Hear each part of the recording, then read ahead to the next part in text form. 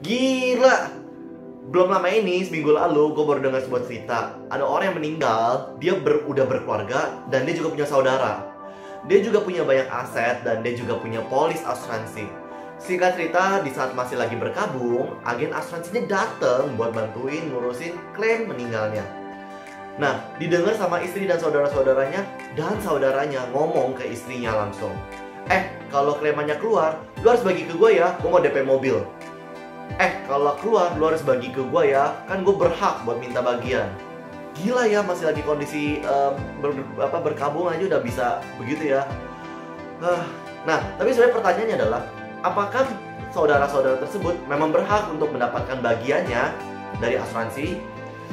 Ya, kalau dari hukum waris di Indonesia yang berlaku, itu memang ada 3. Ada hukum adat, hukum perdata, dan juga ada hukum agama. Masing-masing itu bunyinya berbeda dan memang juga menguntungkan pihak-pihak yang berbeda. Tapi untuk asuransi, polis asuransi itu sudah ada yang namanya klausa ketentuan untuk penerima manfaatnya tersendiri. Dan ya tentunya kita harus patuh kepada hukum dari polis tersebut. Nah, ada 2 kemungkinan. Yang pertama, pemegang polisnya adalah suaminya, yaitu adalah almarhum. Maka yang terjadi adalah yang menerima manfaat adalah orang yang ditunjuk dari awal sebagai penerima manfaatnya, sebagai ahli warisnya. Kalau dia memang dari awal sudah menunjuk istri dan anak-anaknya, maka ya istri dan anak-anaknya yang berhak. Tapi kalau ternyata memang dia menuliskan istri dan saudaranya, ya maka saudara plus istrinya lah yang dapat. Itu kemungkinan pertama. Kemungkinan kedua adalah kalau pemegang polisnya adalah orang lain, bukan almarhum. Yang terjadi adalah orang lain tersebutlah yang berhak 100% mendapatkan uang santunan dari asuransi tersebut.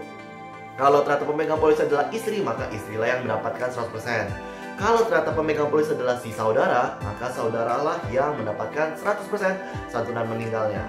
Tapi dari cerita barusan ya, bukan di atas ya, kita tahu bahwa bukan si saudara yang sebagai pemegang polis, karena saudaranya aja baru tahu dia punya polis.